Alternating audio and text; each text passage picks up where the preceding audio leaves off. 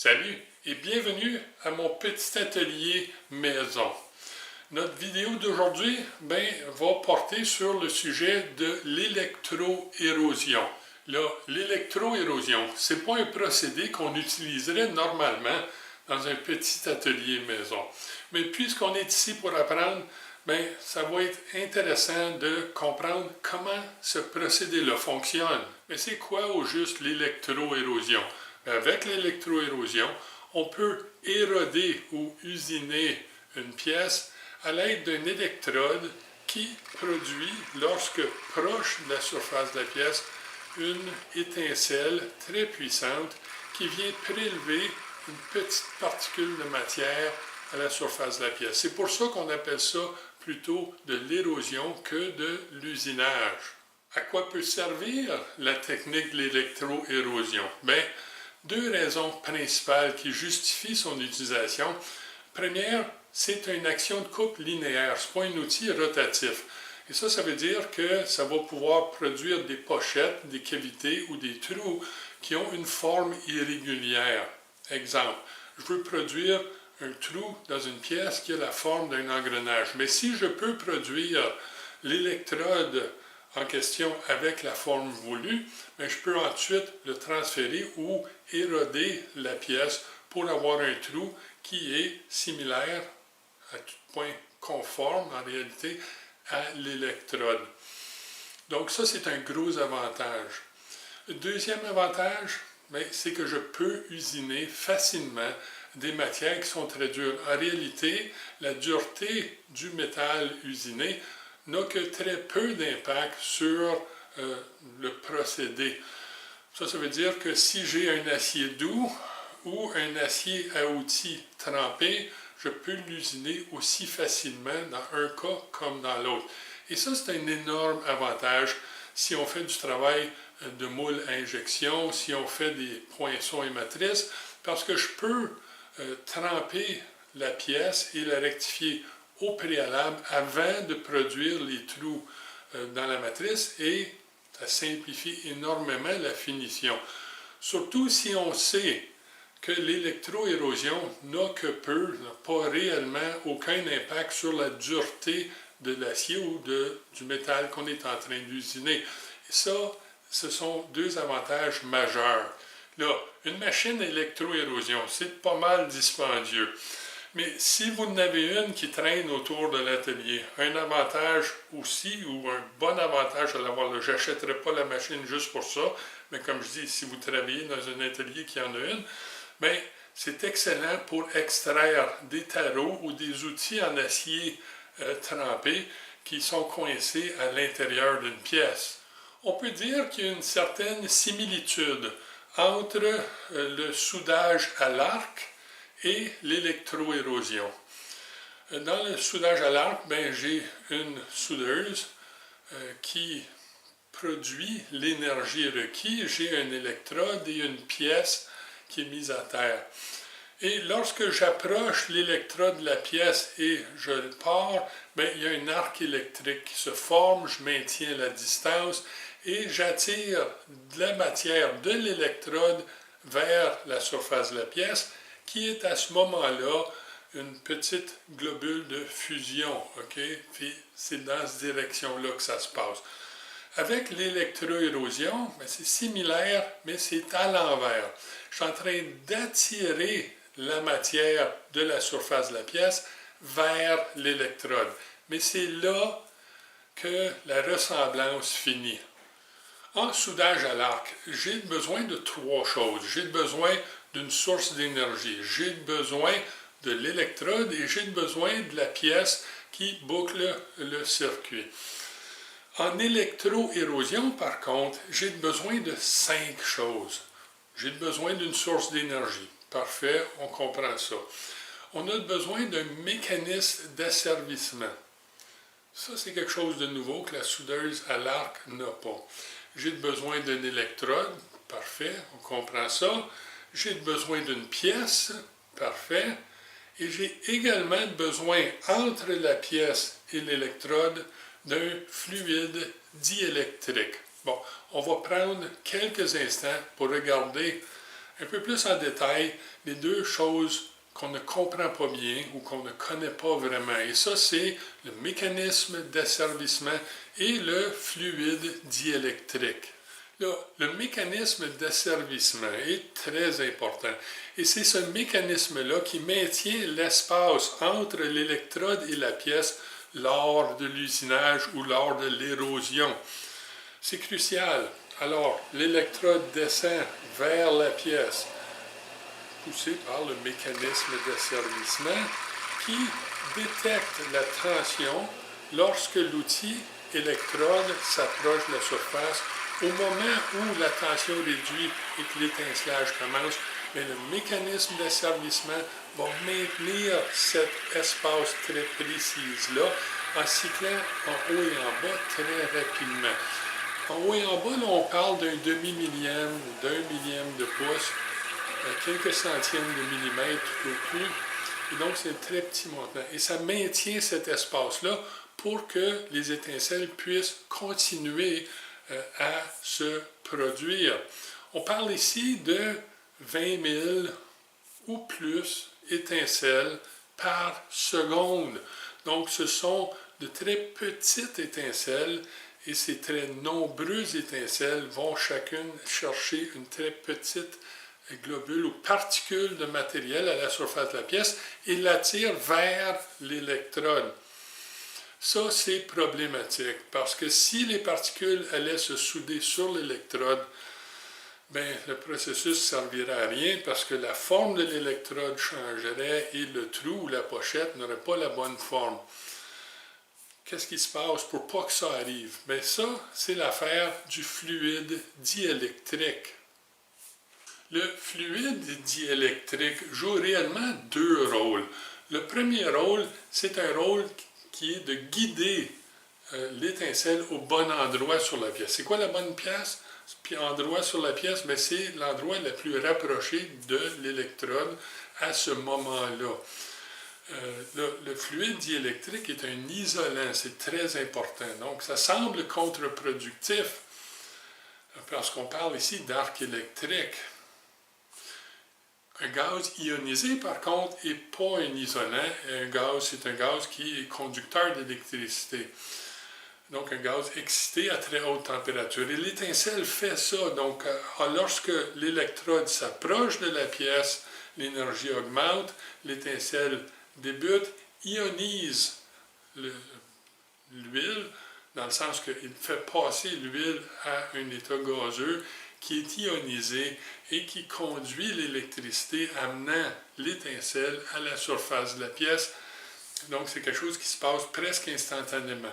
Là, il y a bing, bing, bing, bing, bing, une multitude d'étincelles séparées qui partent dans toutes les directions, dépendant de l'endroit le plus rapproché à ce moment très précis-là. Là, ceci étant dit, le fluide diélectrique guide, ça c'est important, mais il joue un deuxième rôle, et ça c'est de nettoyer. Si le globule de métal en fusion pouvait revenir se fixer sur l'électrode, bien, ça serait un désastre. Ça serait contre-productif. Il faut que ça s'en aille. Et le fluide fait ça. Il refroidit le globule formé. Et puisque le fluide diélectrique est continuellement en mouvement, bien, ça emmène ces particules-là ailleurs, les empêchant de revenir se souder à l'électrode. Donc, le fluide diélectrique, c'est crucial au bon fonctionnement du processus. Bon, je pense qu'on a assez parlé du procédé. Je pense que c'est le temps d'aller voir le procédé. Et on va commencer en regardant la production des électrodes. Bien, si on est pour couper quoi que ce soit par électroérosion, il va falloir qu'on commence par produire des électrodes. Et je dis électrodes au pluriel, puisqu'on va en produire deux, puisqu'on va faire deux exemples différents. Et pour produire nos électrodes, bien, on va utiliser ce qui est la matière probablement la plus apte à résister à l'usure de l'action d'électroérosion. Et ça, c'est du graphite. Dans ce cas-ci, du poco-graphite. C'est bien beau avoir des électrodes pour couper, mais on va avoir besoin de quelque chose à couper. Et pour nous, pour prouver un point, bien, on va utiliser cette pièce d'acier à outils trempé. C'est un outil de tour qui n'a pas été affûté encore.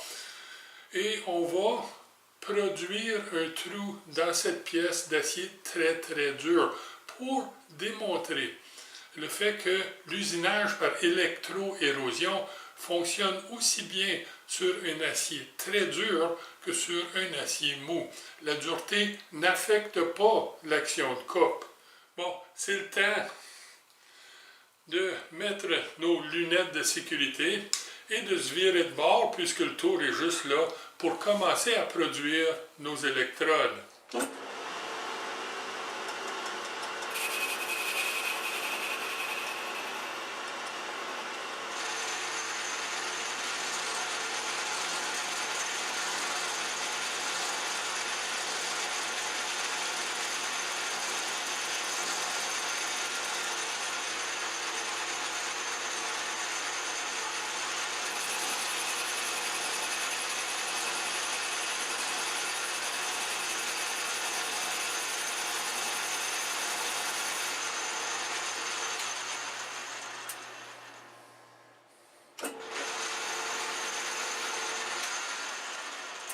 Et voilà, un ajustement avec très peu de jeu. Et comme vous pouvez voir, usiner du graphite, c'est très salaud.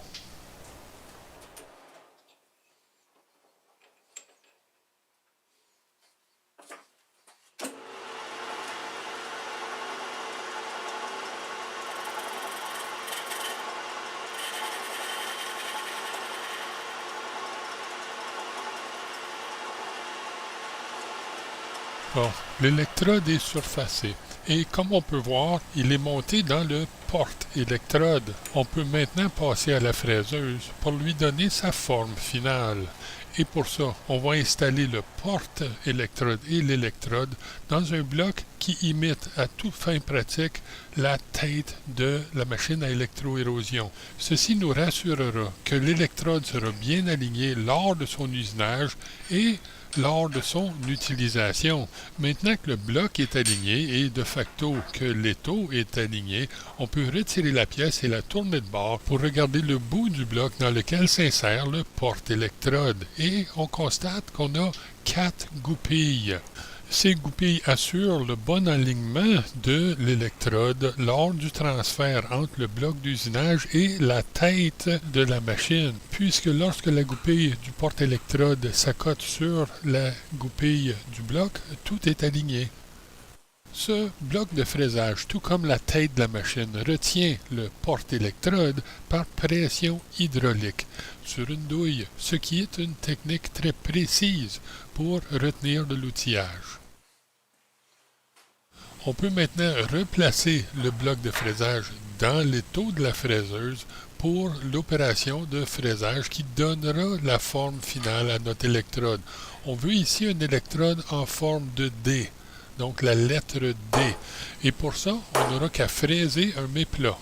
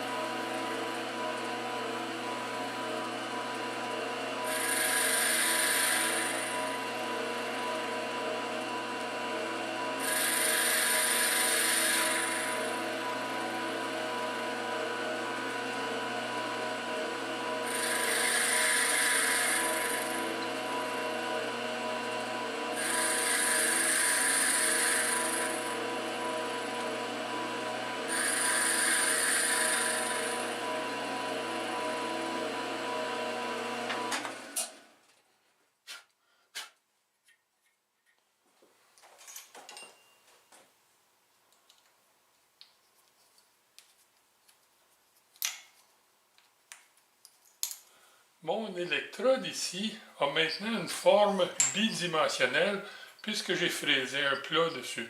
Et si je veux orienter ce plat-là par rapport à un axe, ben, je vais avoir de la difficulté. Et c'est pour ça que j'ai utilisé le bloc avec les 4 goujons. Puisque lorsqu'inséré et à côté, je sais que mon plat ou mon méplat est parallèle à la base du bloc.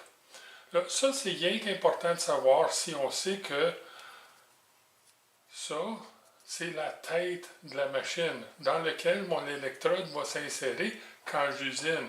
Et cette tête-ci a les mêmes 4 goujons qui sont orientés de la même façon par rapport à la surface de référence principale. Et lorsque j'insère mon électrode dedans et que je la cote, bien, mon méplat va être parallèle à la surface de référence principale. Et ça, c'est bien important. Le système 3R que j'utilise nous est fourni avec plusieurs portes électrodes usinables qui peuvent retenir une myriade de formes d'électrodes différentes.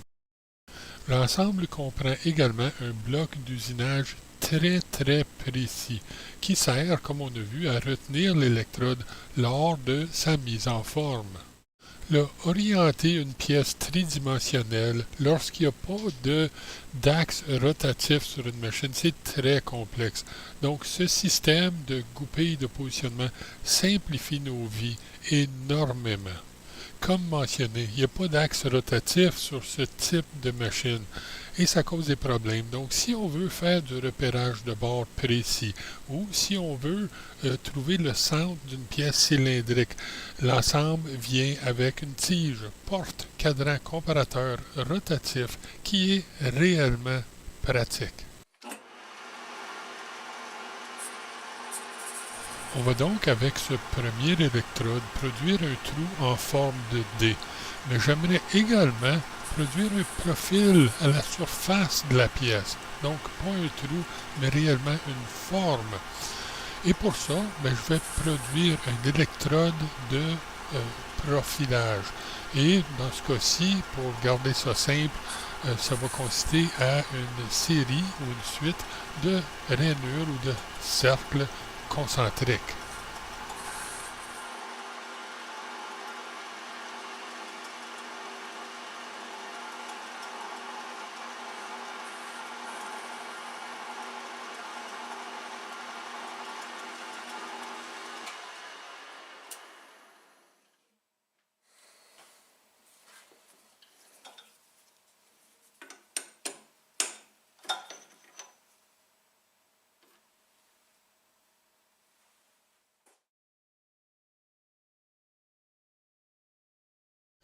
Et voici la machine, une machine à électroérosion à plongée verticale.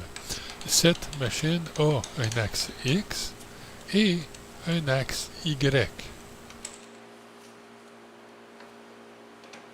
La machine a également un axe Z qui, dans ce cas-ci, est l'axe d'usinage comme tel et pas un axe de positionnement.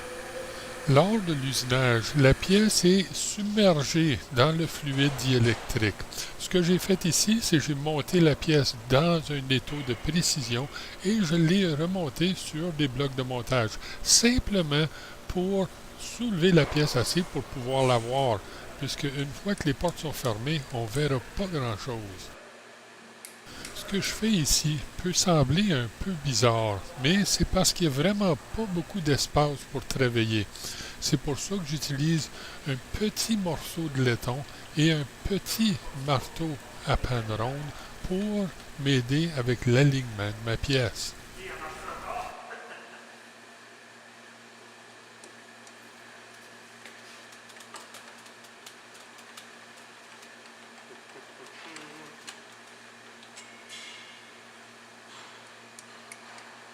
C'est en train de filmer.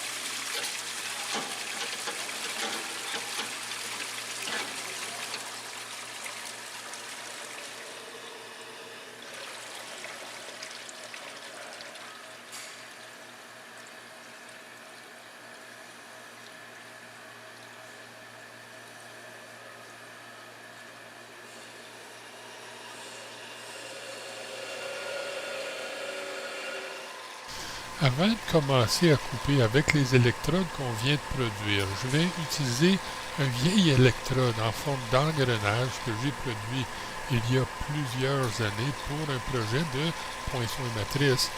Et je vais m'en servir pour démontrer la différence entre des coupes de finition et des coupes de dégrossissage. Pour commencer, j'effectue une coupe de finition. Une coupe de finition qui utilise des petites étincelles, donc plus petites, mais en plus grande quantité. Ça devrait donc laisser un fini un peu moins rugueux.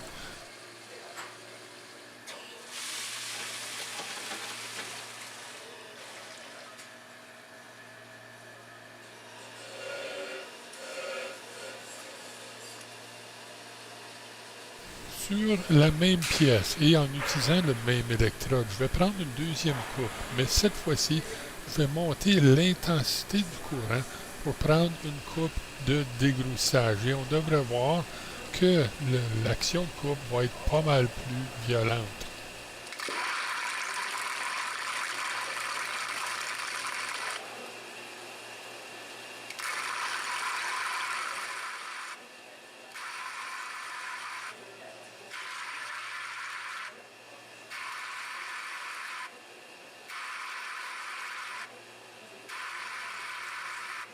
L'électroérosion est un processus lent et pour accélérer la cadence, il est préférable d'utiliser une coupe de dégrossissage en premier. Mais il est important de se rappeler que ça laisse un fini beaucoup plus rugueux. Et en deuxième lieu, il faut se rappeler qu'on doit utiliser un électrode sous-dimensionné plus petit que celui qu'on utilise pour la finition, puisque le dégrossissage utilise de plus longues étincelles. On peut voir ici que le fini est pas mal plus rugueux. Mon électrode en forme de D est maintenant monté et aligné dans la tête de la machine et je vais maintenant monter cette tête-là dans la machine ou sur la machine à l'aide d'un électroaimant. L'aimant retient la pièce, mais j'utilise quelques serres de sécurité juste au cas où il manquerait de courant. Bon, maintenant que tout est bien retenu en place, on va positionner l'électrode dans les axes X et Y directement au-dessus où je veux produire le trou. Je pourrai ensuite ajuster la hauteur de l'électrode pour qu'elle ne fasse qu'effleurer le dessus de la pièce. Avec le micromètre de profondeur réglé à 0, je peux remonter le micromètre pour activer l'alarme de contact. Une fois ça fait, je peux le barrer en place et descendre l'épaisseur de ma pièce plus un petit peu. Dans ce cas-ci, à peu près 20 millièmes de plus pour m'assurer que je passe à travers la pièce et en m'assurant que je ne passerai pas à travers dans le sens de passer la tête complètement à travers la pièce et l'étau, puisque cette machine-ci va continuer à couper si je ne l'arrête pas. L'alarme et l'arrêt automatique est réellement pratique pour ça.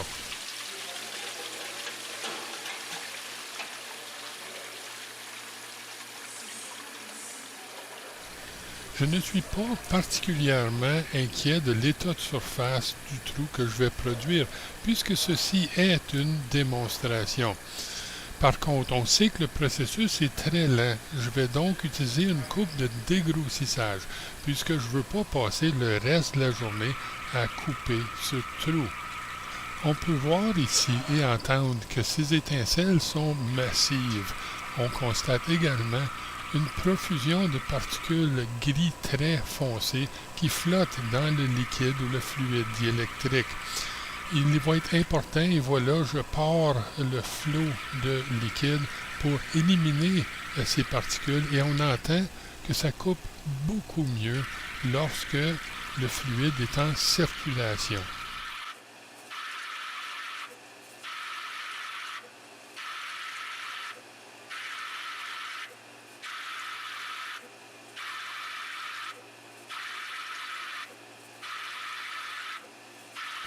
Regardons le processus d'un peu plus proche. On a un outil qui coupe, ensuite on a un outil qui se retire. À quelle hauteur?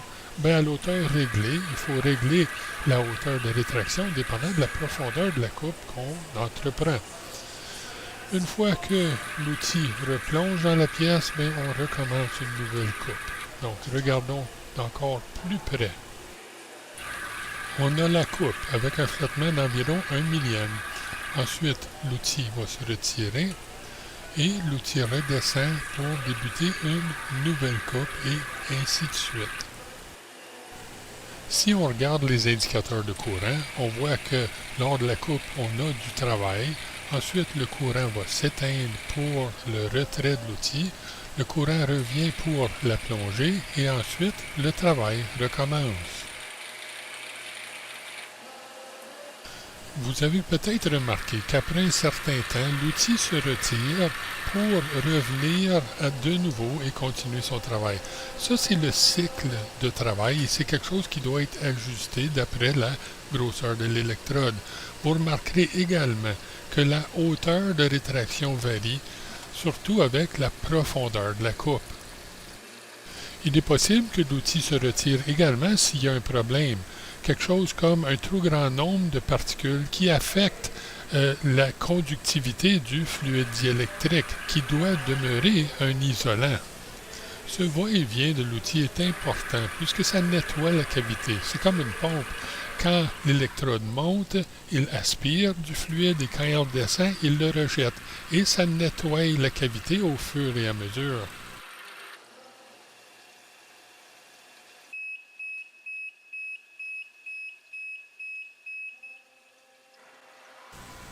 Bon, le trou est complété, mais rappelez-vous, ça a été très long comme processus.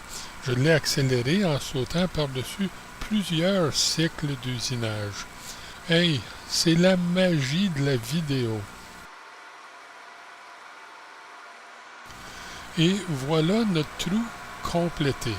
On va exploiter ce trou-là maintenant pour aider la circulation du fluide. On va circuler le fluide à travers le trou vers le dessous de l'électrode de profilage. Un gros électrode de profilage requiert beaucoup de circulation de liquide. Et ça, bien, ça va nous aider grandement.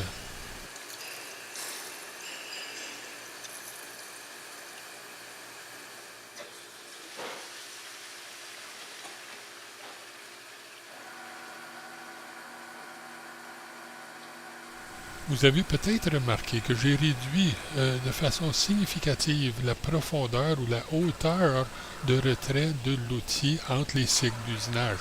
Il y a une raison pour ça. Un outil de profilage, mais ça ne pénètre pas profondément la surface de la pièce. Je n'ai donc pas à retirer de beaucoup. Et ça va me sauver énormément de temps. Et voilà, un trou en forme de D avec des cercles concentriques en profil autour de ce trou-là. Et plus important encore, tout ça sur et dans une pièce en acier à outils trempé, sans réellement affecter la trempe de la pièce. C'est quelque chose de très difficile à faire avec d'autres techniques d'usinage ou par usinage traditionnel. J'aimerais remercier Patrick Mainville, directeur de l'Institut des métiers spécialisés au Collège La Cité à Ottawa. Merci de m'avoir permis d'utiliser vos équipements pour produire cette vidéo. C'est très rassurant pour moi de savoir qu'il y a des jeunes gens comme toi qui croient encore que l'enseignement des métiers, ben, c'est quelque chose d'important. Merci Patrick. J'espère que vous avez aimé cette vidéo. Je sais que moi j'ai eu beaucoup de plaisir à la produire. Si vous l'avez aimé, ben, n'hésitez pas à cliquer j'aime ou à la partager ou à vous abonner si ce n'est pas déjà fait. D'ici à ce qu'on se revoie, ben, amusez-vous. Soyez prudents.